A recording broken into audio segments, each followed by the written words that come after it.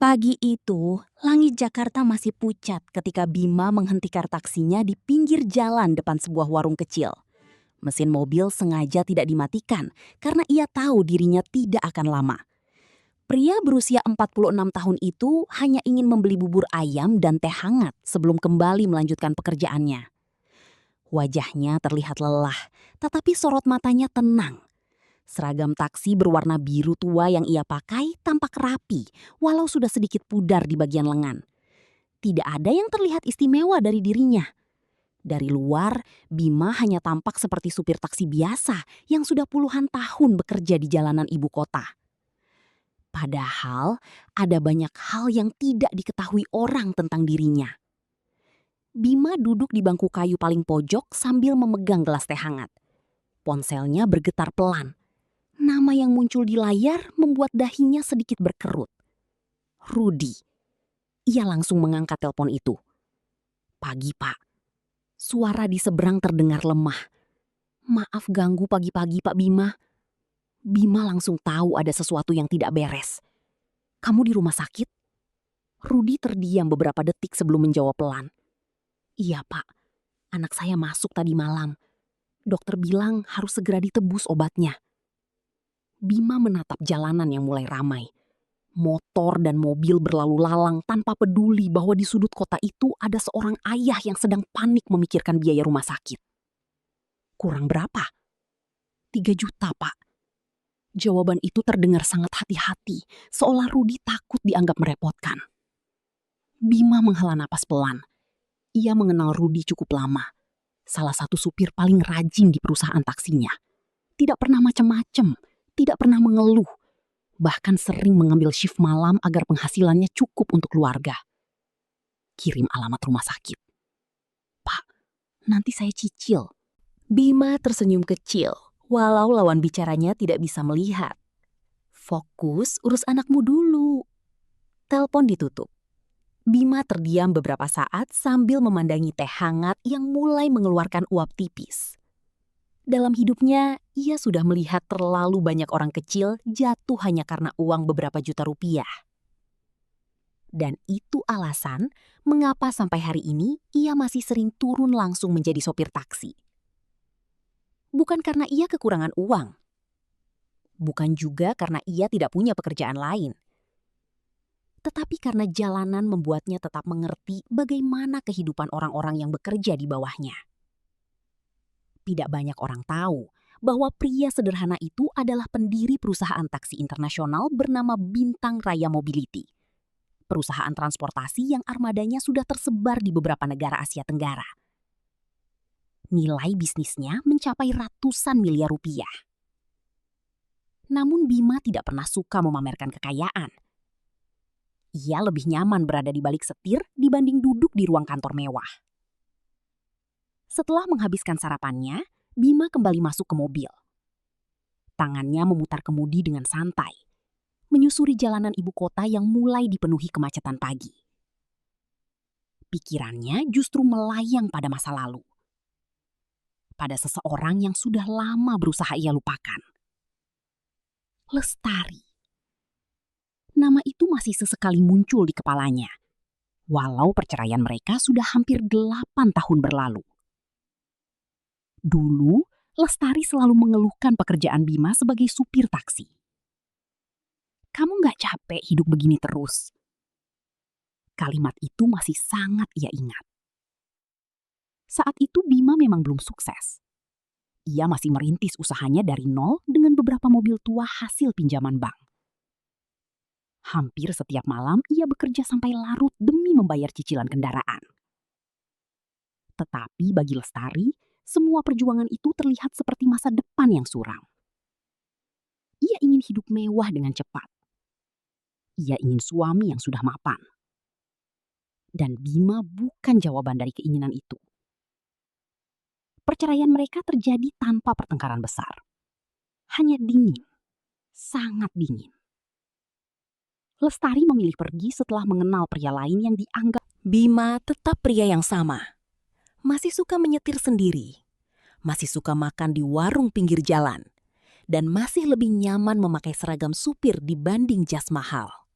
Mobil taksi itu akhirnya berhenti di depan sebuah bank kecil di kawasan pusat kota.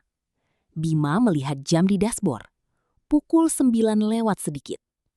Ia mengambil sebuah buku tabungan dari dashboard lalu turun dari mobil. Hari itu ia memang sengaja ingin mengambil uang tunai 3 juta rupiah untuk Rudi. Jumlah yang sebenarnya sangat kecil dibanding saldo rekeningnya. Tetapi Bima lebih suka memberi bantuan secara langsung dibanding transfer. Langkahnya tenang memasuki bank. Ruangan itu belum terlalu ramai. Beberapa nasabah duduk di kursi antrean sambil memainkan ponsel masing-masing. Pendingin ruangan terasa dingin setelah panas jalanan di luar. Bima mengambil nomor antrean lalu duduk di pojok. Ia sama sekali tidak tahu bahwa pagi itu hidupnya akan dipertemukan kembali dengan seseorang dari masa lalu. Seseorang yang dulu meninggalkannya karena malu memiliki suami seorang supir taksi. Dan pertemuan itu akan membuka rahasia yang selama ini tidak pernah diketahui siapapun. Nomor antrean di layar akhirnya berbunyi. Bima berdiri pelan sambil membawa buku tabungan. Lalu saat ia mengangkat wajah menuju meja teller, langkahnya tiba-tiba terhenti. Di balik meja itu, seorang wanita sedang menatapnya dengan ekspresi kaget. Wanita itu adalah Lestari. Beberapa detik suasana di dalam bank terasa aneh bagi Bima. Ia berdiri mematung sambil menatap wanita di balik meja teller itu. Wajah Lestari memang sedikit berubah dibanding terakhir kali mereka bertemu bertahun-tahun lalu. Riasannya lebih tebal, rambutnya lebih pendek, dan cara duduknya terlihat lebih dingin. Tetapi Bima tetap mengenalinya. Begitu juga Lestari. Tatapan wanita itu langsung bergerak dari wajah Bima menuju seragam taksi yang masih melekat di tubuh pria itu. Lalu perlahan senyum tipis muncul di sudut bibirnya. Senyum yang dulu sangat Bima hafal. Senyum meremehkan. Bima. Suara itu terdengar setengah tidak percaya. Bima mengangguk kecil. Lama nggak ketemu. Lestari bersandar di kursinya sambil melipat tangan. Masih jadi supir taksi ternyata. Nada suaranya terdengar santai, tetapi cukup keras hingga beberapa nasabah di dekat sana mulai melirik. Bima tidak menjawab. Ia hanya menyerahkan buku tabungan dan kartu identitas ke meja teller. Saya mau tarik tunai 3 juta. Lestari menerima buku tabungan itu tanpa banyak bicara. Namun sorot matanya masih penuh penilaian. Jemarinya mulai mengetik di komputer, sambil sesekali melirik penampilan mantan suaminya dari atas sampai bawah. Bima bisa merasakan itu. Dan anehnya, ia sama sekali tidak marah. 8 tahun sudah berlalu. Hidup mengajarkan terlalu banyak hal, hingga hinaan kecil seperti itu tidak lagi terasa penting. Tetapi Lestari rupanya belum selesai. Kerja narik taksi kok gaya mau ambil jutaan. Kalimat itu keluar sambil disertai tawa kecil. Seorang ibu-ibu yang sedang duduk antre langsung ikut melirik Bima dengan tatapan aneh. Dua pria muda di belakang bahkan terlihat saling berbisik pelan. Bima tetap tenang. Saya cuma mau ambil uang saya sendiri. Lestari mengetik sesuatu lagi di komputer. Lalu keningnya perlahan berkerut. Matanya kembali melihat layar. Lalu melihat Bima. Kemudian layar lagi. Ada sesuatu yang membuat ekspresinya berubah. Saldo rekening yang muncul di monitor jauh lebih besar dari dugaan Lestari. Jauh sekali. Ia sempat berpikir mungkin sistem bank sedang error. Mustahil seorang supir taksi memiliki transaksi sebesar itu di rekeningnya. Lestari menegakkan posisi duduknya. Ini rekening benar punya kamu. Bima mengangguk pelan. Iya. Kerjaan kamu masih narik taksi? Iya. Jawaban singkat itu justru membuat Lestari semakin curiga. Ia kembali memperhatikan layar komputer. Ada beberapa transaksi internasional bernilai besar yang muncul di data rekening tersebut. Nilainya bukan ratusan juta lagi, tetapi miliaran. Napas Lestari mulai berubah pelan. Dalam pikirannya hanya ada 2 kemungkinan. Pria di depannya ini sedang memakai rekening orang lain, atau terlibat penipuan. Tatapannya langsung menjadi lebih tajam. Lestari tertawa kecil. Jangan bohong, Bima. Nada suaranya mulai berubah seperti interogasi. Jangan sampai saya laporin kamu pakai rekening palsu. Beberapa kepala langsung menoleh mendengar kata rekening palsu. Seorang satpam bank mulai berjalan mendekat perlahan. Bima menghela napas kecil. Ia sebenarnya malas membuat keributan. Ia hanya ingin mengambil uang 3 juta lalu pergi ke rumah sakit menemui anak Rudi. Tetapi keadaan mulai melebar kemana-mana. Kalau memang ada masalah, silahkan dicek baik-baik. Lestari tersenyum sinis. Oh, tentu saya cek. Tangannya mulai mengetik lagi dengan cepat. Wajahnya tampak serius sekarang. Ia seperti ingin membuktikan bahwa mantan suaminya memang sedang melakukan sesuatu yang ilegal. Dan entah kenapa, ada sedikit kepuasan dalam dirinya saat melihat Bima berdiri memakai seragam supir seperti itu. Dulu ia meninggalkan pria itu karena merasa hidupnya tidak akan berubah jika tetap bersama Bima. Ia masih ingat bagaimana dirinya malu saat teman-temannya bertanya pekerjaan suaminya. Cuma supir taksi. Kalimat itu dulu terasa sangat memalukan bagi Lestari. Karena itulah ia pergi. Dan pagi ini, melihat Bima masih memakai seragam yang sama, ia merasa keputusannya dulu benar. Setidaknya sampai beberapa menit berikutnya. Lestari kembali melihat layar monitor. Lalu matanya tiba-tiba membesar. Ada nama perusahaan yang muncul sebagai sumber transaksi utama rekening itu. BRM Group International. Nama perusahaan itu terasa familiar. Sangat familiar. Lestari pernah melihatnya di berita ekonomi dan media bisnis beberapa kali. Salah satu perusahaan transportasi terbesar yang sedang berkembang pesat di Asia Tenggara. Tangannya perlahan berhenti mengetik. Namun rasa gengsi membuatnya tetap bertahan dengan pikirannya sendiri. Tidak mungkin. Tidak mungkin pria di depannya ada hubungan dengan perusahaan sebesar itu. Ia kembali menatap Bima dengan curiga. Kamu kerja sama siapa? Memangnya kenapa? Jawab aja. Bima mulai kehilangan kesabaran. Saya cuma mau ambil uang 3 juta. Tapi rekening ini gak masuk akal buat orang kayak kamu. Kalimat itu akhirnya membuat suasana bank benar-benar sunyi. Orang-orang mulai... Sementara beberapa nasabah terlihat mulai merekam diam-diam menggunakan ponsel mereka. Bima mengusap pelan buku tabungannya. Saya nggak mau ribut. Kalau begitu jelaskan rekening ini. Bima menatap tepat ke mata mantan istrinya. Panggil manajer bank kalian. Lestari sedikit tersenyum miring. Ia justru merasa semakin yakin bahwa Bima sedang menggertak. Baik, sekalian kita lihat siapa sebenarnya kamu. Tanpa banyak bicara lagi, Lestari langsung menghubungi ruangan manajer. Dan pagi itu, ia sama sekali belum tahu bahwa beberapa menit lagi dirinya akan menjadi orang paling malu di dalam bank tersebut. Suasana di dalam bank mulai terasa tidak nyaman.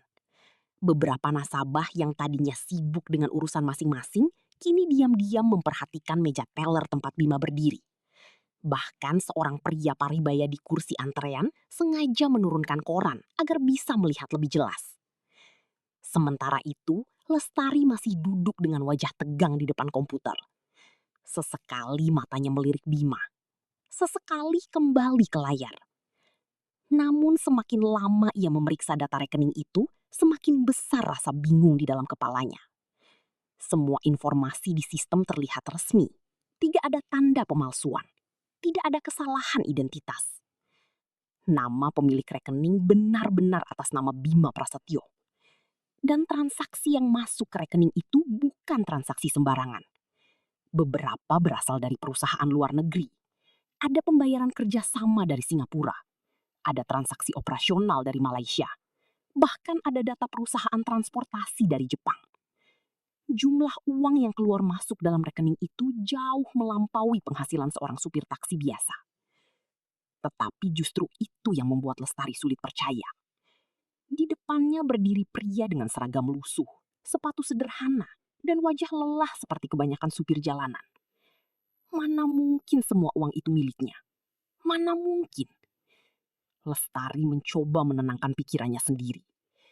Mungkin dia dipinjam namanya. Atau cuma jadi kaki tangan. pikirannya terus mencari pembenaran. Karena jauh di dalam hatinya, ia tidak siap menerima kemungkinan lain. Tidak siap menerima bahwa pria yang dulu ia tinggalkan. Pagi, boleh saya lihat datanya? Lestari segera memberikan layar komputer kepada Niko, sambil menjelaskan dengan nada yakin. Beliau mau tarik tunai 3 juta, tapi transaksi rekeningnya nggak sesuai profil pekerjaannya. Niko belum menjawab. Matanya mulai membaca data yang muncul di monitor. Awalnya ekspresinya biasa saja. Namun perlahan wajahnya berubah. Alisnya bergerak naik sedikit. Lalu matanya fokus pada satu bagian tertentu di layar. Nama perusahaan. BRM Group Internasional. Ruangan mendadak terasa sunyi. Niko kembali membaca nama pemilik rekening. Bima Prasetyo. Tangannya perlahan berhenti bergerak. Ada sesuatu yang membuat jantungnya berdetak lebih cepat. Nama itu terasa sangat familiar. Bukan sekedar familiar, tetapi sangat dikenal di dunia bisnis transportasi. Niko pernah menghadiri seminar ekonomi 2 tahun lalu. Dalam acara itu, pembicara utama berasal dari perusahaan transportasi internasional yang sedang naik pesat di Asia Tenggara. Dan nama pendirinya adalah Bima Prasetyo. Niko langsung menoleh perlahan ke arah pria berseragam supir taksi di depannya. Kini ia memperhatikan wajah itu lebih teliti. Walau penampilannya sederhana, ada ketenangan yang berbeda dari pria tersebut. Cara berdirinya tenang, tatapannya stabil. Tidak gugup sedikit pun meski sedang dipermalukan di depan banyak orang. Keringat dingin mulai muncul di tengkuk Niko. "Pak," suaranya berubah hati-hati. "Maaf, Bapak dari BRM Group Internasional?" Bima menjawab singkat. "Iya." Jawaban sederhana itu terasa seperti petir bagi suasana bank pagi itu. Lestari langsung menoleh cepat. "Apa?" Niko berdiri tegak. Ia menemukan foto berita bisnis tentang pemilik BRM Group Internasional. Dan wajah di foto itu memang pria yang sedang berdiri di depan teller sekarang. "Ya ampun," bisiknya pelan. Bisikan itu mulai menyebar. "Serius, itu pemilik perusahaan besar. Yang tadi dibilang penipu. Katanya supir taksi biasa." Suara-suara kecil mulai terdengar di dalam bank. Lestari merasakan tubuhnya perlahan dingin. Ia memandang Bima dengan tatapan kosong. Tidak, ini tidak mungkin. Pria yang dulu ia tinggalkan karena dianggap gagal, tidak mungkin menjadi sebesar ini. Tetapi semua kenyataan sedang berdiri tepat di depan matanya. Dan yang paling menyakitkan bagi Lestari adalah satu hal. Bima sama sekali tidak terlihat ingin membalas atau menyombongkan diri. Pria itu justru tampak lelah. Seolah semua keributan ini hanya membuang waktunya. Niko segera mengambil alih situasi. "Pak Bima, mari ke ruangan saya saja." Namun Bima menggeleng pelan. "Nggak usah." Ia mengambil kembali buku tabungannya. "Saya cuma perlu uang 3 juta. Kalimat itu membuat beberapa pegawai bank saling berpandangan. 3 juta. Jumlah yang sangat kecil dibanding kekayaan pria itu. Dan tiba-tiba semua orang mulai sadar. Sejak awal, Bima memang tidak pernah datang untuk pamer. Mereka sendirilah yang sibuk menilai dari penampilan. Sementara Lestari kini berdiri kaku di belakang meja teller dengan wajah pucat. Karena untuk pertama kalinya dalam hidupnya, ia sadar bahwa dirinya baru saja menghina orang yang seharusnya tidak pernah ia remehkan. Ruangan bank itu berubah total hanya dalam beberapa menit. Jika tadi orang-orang memandang Bima dengan tatapan curiga dan meremehkan, sekarang suasananya justru dipenuhi kecanggungan. Beberapa pegawai yang sejak tadi diam mulai sibuk membenarkan posisi duduk mereka. Bahkan, satpam yang sempat mendekat perlahan mundur dengan wajah tidak enak. Sementara itu, Lestari masih berdiri di belakang meja teller dengan tubuh terasa kaku. Tangannya dingin, pikirannya kosong. Ia masih belum bisa menerima kenyataan yang baru saja terbuka di depan matanya. Bima. Pria yang dulu ia tinggalkan karena dianggap tidak punya masa depan. Pria yang dulu sering ia hina karena pekerjaannya. Kini ternyata adalah pemilik perusahaan transportasi internasional yang namanya muncul di berbagai berita bisnis. Dan ironisnya, Pagi itu Bima berdiri di depannya memakai seragam supir taksi yang sama seperti dulu. Seolah waktu tidak pernah mengubah dirinya. Tetapi hiduplah yang diam-diam berubah sangat jauh. Niko segera memanggil salah satu pegawai lain untuk memproses penarikan tunai Bima. Cepat diproses sekarang. Iya, Pak. Pegawai itu langsung bekerja dengan wajah tegang. Tidak ada lagi nada curiga. Tidak ada lagi tatapan meremehkan. Semua berubah mendadak setelah mengetahui siapa sebenarnya pria yang berdiri di sana. Namun Bima terlihat sama sekali tidak menikmati situasi itu. Ia hanya berdiri tenang sambil sesekali melihat jam di tangannya. Pikirannya masih tertuju pada rumah sakit. Pada anak Rudi yang sedang menunggu obat. Baginya semua keributan ini tidak penting. Yang penting hanya uang. Pak, uangnya sudah siap? Suara pegawai bank membuyarkan lamunan semua orang. 3 juta rupiah dimasukkan ke dalam amplop putih lalu diserahkan dengan kedua tangan kepada Bima. Maaf atas ketidaknyamanan tadi, Pak. Bima menerima amplop itu dengan tenang. Terima kasih. Sederhana. Tidak ada nada tinggi. Tidak ada sindiran. Namun justru sikap itu membuat suasana semakin canggung. Niko berdiri di samping Bima dengan wajah penuh rasa bersalah. Pak Bima, sekali lagi kami mohon maaf. Bima mengangguk kecil. Saya ngerti prosedur bank. Kalimat itu sebenarnya ringan. Tetapi Lestari tahu jelas bahwa apa yang ia lakukan tadi sudah jauh melewati prosedur. Ia bukan sekedar curiga. Ia sengaja merendahkan Bima. Dan sekarang rasa malu mulai menumpuk di dalam dadanya. Beberapa nasabah mulai berbisik pelan. Kasian banget tadi dihina. Ternyata orang penting. Aku kira beneran penipu tadi. Suara-suara itu terdengar jelas di telinga Lestari. Ia ingin menghilang dari tempat itu saat juga. Namun semuanya belum selesai. Sebelum pergi, Bima tiba-tiba berhenti melangkah. Ia menoleh pelan ke arah meja teller. Ke arah Lestari. Untuk sesaat, mata mereka saling bertemu lagi setelah bertahun-tahun. Dan untuk pertama kalinya sejak tadi, Lestari melihat sesuatu di mata mantan suaminya. Bukan dendam, bukan kebencian, melainkan rasa kecewa yang sangat dalam. Bima tersenyum tipis. Sekarang, kamu masih malu punya mantan suami supir taksi? Kalimat itu diucapkan pelan, tidak keras, tetapi cukup membuat napas Lestari terasa tercekat. Mulutnya terbuka sedikit, tetapi tidak ada kata yang keluar. Wajahnya memerah. Ia ingin menjelaskan sesuatu, ingin meminta maaf, tetapi harga dirinya seperti menahan semua kata di tenggorokan. Sementara Bima kembali melanjutkan langkahnya menuju pintu keluar. Orang-orang otomatis memberi jalan. Semua mata mengikuti pria sederhana itu berjalan meninggalkan bank. Seragamnya tetap sama. Mobil taksinya masih terparkir di luar. Namun kini, semua orang memandangnya dengan cara berbeda. Saat pintu bank tertutup kembali, suasana langsung dipenuhi keheningan panjang. Lestari perlahan duduk kembali di kursinya. Tangannya gemetar kecil. Dan tanpa sadar, matanya mulai berkaca-kaca. Niko menatapnya dengan ekspresi serius. Kamu tahu seberapa besar perusahaan dia? Lestari tidak menjawab. Cabang kita pernah beberapa kali mengajukan kerjasama ke perusahaan mereka.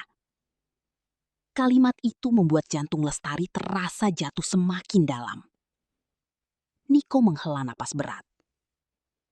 Kalau beliau marah dan melapor ke pusat, masalahnya bisa panjang. Tetapi anehnya, yang paling menyakitkan bagi Lestari bukan ancaman itu. Bukan soal pekerjaan. Bukan juga rasa takut. Melainkan kenyataan bahwa pria yang dulu ia anggap gagal ternyata tetap menjadi pribadi yang jauh lebih baik darinya. Dan penyesalan mulai datang perlahan. Sangat perlahan. Namun menghancurkan dirinya dari dalam. Bima keluar dari bank tanpa menoleh lagi. Udara panas Jakarta langsung menyambut wajahnya begitu pintu kaca tertutup di belakang. Ia berjalan tenang menuju taksinya, sambil memegang amplop putih berisi uang 3 juta rupiah. Seolah tidak terjadi apa-apa. Padahal, beberapa menit lalu, dirinya baru saja dipermalukan di depan banyak orang. Namun bagi Bima, hinaan seperti itu sudah terlalu sering ia dengar sejak muda. Dulu, saat baru menjadi supir taksi, orang-orang sering memandang rendah pekerjaannya. Ada keluarga Lestari yang menganggapnya tidak punya masa depan. Ada teman-teman yang menertawakan mimpinya membangun perusahaan transportasi sendiri. Bahkan pernah suatu malam, seorang penumpang berkata langsung di belakang kursinya, "Supir kayak gini, paling hidupnya gitu-gitu aja." Dan semua ucapan itu tidak pernah benar-benar ia lawan dengan kata-kata. Bima memilih menjawabnya dengan kerja keras. Ia masuk ke dalam mobil, lalu meletakkan amplop di dashboard. Mesin taksi kembali menyala pelan. Tangannya memegang kemudi sambil menatap jalanan di depan. Tetapi Masih sering duduk bersama para driver di pool, sambil minum kopi saset. Bahkan, banyak karyawan baru tidak sadar bahwa pria sederhana yang kadang mengantar penumpang malam-malam itu sebenarnya pemilik perusahaan. "Pak," suara di telepon kembali terdengar hati-hati. "Kenapa Bapak masih mau narik sendiri?" Bima tersenyum kecil. Pertanyaan itu sudah terlalu sering ia dengar. Kalau saya cuma duduk di kantor, saya nggak akan tahu kehidupan mereka. Jawaban itu membuat seberang telepon diam sesaat. Bima melanjutkan. Supir di lapangan itu tulang punggung perusahaan. Saya harus tahu apa yang mereka rasakan. Setelah percakapan selesai, telepon ditutup. Mobil perlahan bergerak meninggalkan area bank. Sementara itu, di dalam bank, suasana masih belum sepenuhnya normal. Lestari duduk diam di kursinya sambil memandangi layar komputer tanpa fokus. Jemarinya beberapa kali salah mengetik data nasabah karena pikirannya terus melayang. Bayangan wajah Bima tidak mau hilang dari kepalanya, terutama kalimat terakhir pria itu.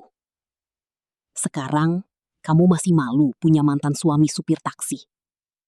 Kalimat sederhana, tetapi terasa seperti tamparan keras. Karena jawabannya ada di dalam hati Lestari sendiri. Dulu ia memang malu. Sangat malu. Ia pernah merasa hidupnya hancur karena menikah dengan supir taksi. Padahal saat itu Bima bekerja mati-matian demi keluarga mereka. Ia sering pulang larut malam dengan tubuh lelah. Kadang tertidur di sofa sambil masih memakai seragam. Tetapi Lestari justru lebih sering membandingkan hidup mereka dengan orang lain. Ia iri melihat teman-temannya punya suami pegawai kantoran, pengusaha, atau pria mapan. Sementara dirinya harus hidup sederhana bersama supir taksi. Dan sekarang, takdir seperti sedang memperlihatkan sesuatu yang kejam kepadanya. Pria yang dulu ia tinggalkan ternyata mencapai puncak kesuksesan tanpa dirinya. Bahkan lebih tinggi dari semua orang yang dulu pernah ia banggakan. "Lestari?" Suara Niko membuatnya tersadar. "Iya, Pak. Kamu masih fokus kerja?" "Mantan suami?" Lestari mengangguk pelan. Niko sampai kehilangan kata-kata beberapa saat. Ia menoleh ke arah pintu bank, seolah masih tidak percaya pria yang baru keluar tadi pernah menjadi bagian dari kehidupan teller di depannya sekarang.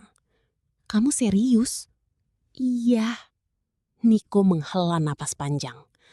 "Kalau boleh jujur, kamu nyesel?"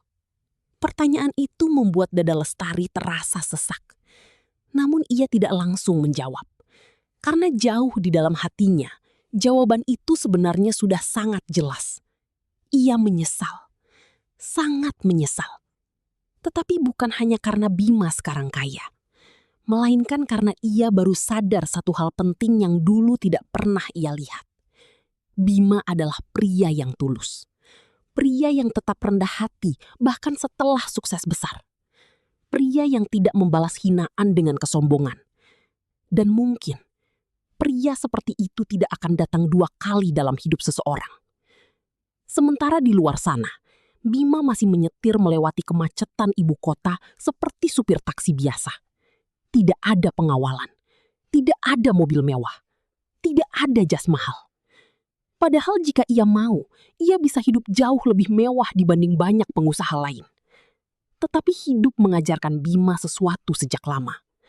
Bahwa harga diri seseorang tidak pernah ditentukan oleh pakaian, jabatan, atau kendaraan yang dipakai. Karena orang yang benar-benar besar tidak perlu sibuk terlihat besar di depan manusia lain. Mobil taksi itu akhirnya berhenti di sebuah rumah sakit sederhana.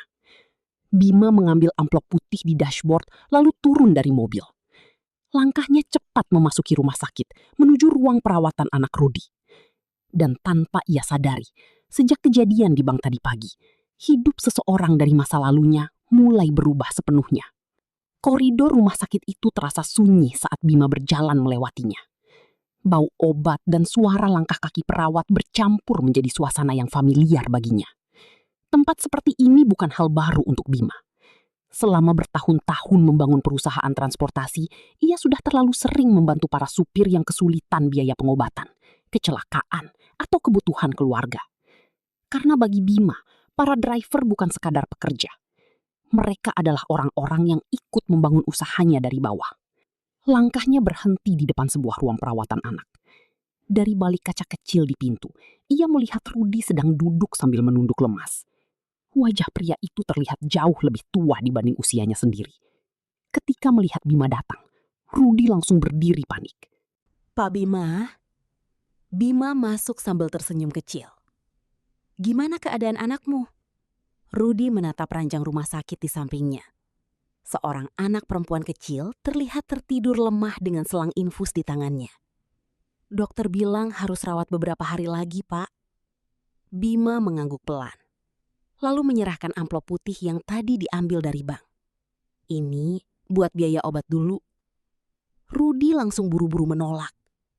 Pak, jangan sebanyak ini. Sudah, ambil aja. Tapi saya nggak enak, Pak. Bima menarik kursi lalu duduk santai di dekat ranjang pasien. Kamu kerja sama saya udah berapa tahun? Hampir 11 tahun. Selama itu pernah aneh-aneh? Rudy menggeleng cepat. Nggak pernah, Pak. Ya berarti sekarang giliran saya bantu. Mata Rudy mulai berkaca-kaca. Tangannya menerima amplop itu dengan gemetar kecil. Terima kasih banyak, Pak. Bima hanya mengangguk pelan. Ia lalu berdiri dan menghampiri anak kecil yang masih tertidur itu. Tatapannya melembut. Dulu, sebelum sukses seperti sekarang, Bima juga pernah berada di posisi yang sangat sulit. Ibunya pernah sakit keras ketika ia masih menjadi supir angkot. Saat itu ia bahkan kesulitan mencari uang untuk membeli obat. Ia masih ingat bagaimana rasanya meminjam uang ke sana-sini sambil menahan malu. Karena itulah, setelah hidupnya berubah, Bima berjanji pada dirinya sendiri untuk tidak menutup mata terhadap kesulitan orang lain. Anaknya pasti sembuh. Ucapnya pelan. Rudy mengusap matanya cepat-cepat. Amin. Tidak lama kemudian, ponsel Bima kembali berdering. Kali ini dari kantor pusat perusahaan. Ia melihat nama penelpon lalu menghela nafas kecil sebelum mengangkatnya. Ya, suara sekretaris pribadinya terdengar buru-buru. Pak, berita tentang kejadian di bank mulai menyebar. Bima langsung mengkernyit. Berita? Ada nasabah yang merekam tadi pagi. Bima diam beberapa detik. Ia sebenarnya sudah menduga kemungkinan itu. Di zaman sekarang, keributan kecil saja bisa cepat menyebar ke media sosial. Videonya ramai, Pak. Apa isi videonya? Teller yang menghina Bapak. Bima memejamkan mata sesaat. Ia sama sekali tidak suka perhatian seperti itu. Ada nama perusahaan disebut juga? Iya, Pak. Suara sekretarisnya terdengar hati-hati. Sekarang banyak media mulai menghubungi kantor. Bima berjalan pelan keluar ruangan rumah sakit sambil memegang ponsel. Jangan tanggapi berlebihan. Tapi beberapa direksi minta membuat pernyataan resmi. Nggak perlu. Tapi citra perusahaan? Perusahaan kita nggak dibangun buat cari simpati. Jawaban Bima langsung membuat seberang telepon diam. Ia melanjutkan langkah menuju lorong rumah sakit yang sepi. Jangan bikin masalah orang lain jadi tontonan. Baik, Pak. Telepon ditutup. Bima bersandar sebentar di dekat jendela lorong rumah sakit. Dari lantai atas Ipu, ia bisa melihat jalanan Jakarta yang padat di bawah sana. Pikirannya kembali mengingat kejadian pagi tadi. Dan tanpa sengaja, bayangan wajah Lestari muncul lagi. Bima sebenarnya tidak membenci mantan istrinya. Rasa sakit itu mungkin pernah ada dulu. Tetapi waktu sudah membuat semuanya memudar. Yang tersisa sekarang hanyalah pelajaran hidup. Bahwa tidak semua orang mampu bertahan saat hidup sedang sulit. Dan tidak semua orang bisa menghargai perjuangan sebelum keberhasilan datang.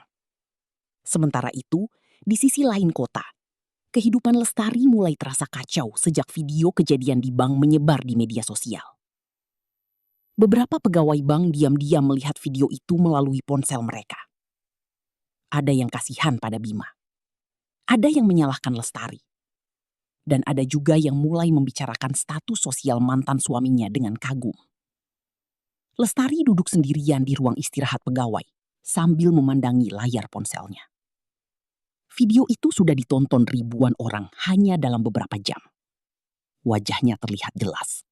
Suara hinaannya terdengar jelas. Kerja narik taksi kok gaya mau ambil jutaan. Kalimat itu terus berulang di kepalanya, seperti mimpi buruk. Komentar-komentar netizen mulai memenuhi layar. Jangan hina orang dari pekerjaannya. Si bapak tetap tenang padahal dipermalukan. Tellernya sombong banget. Semakin dibaca, dada Lestari semakin sesak. Ia mematikan layar ponsel, lalu menunduk dalam-dalam. Untuk pertama kalinya, 3 hari setelah kejadian di bank, nama Bima masih ramai dibicarakan di media sosial.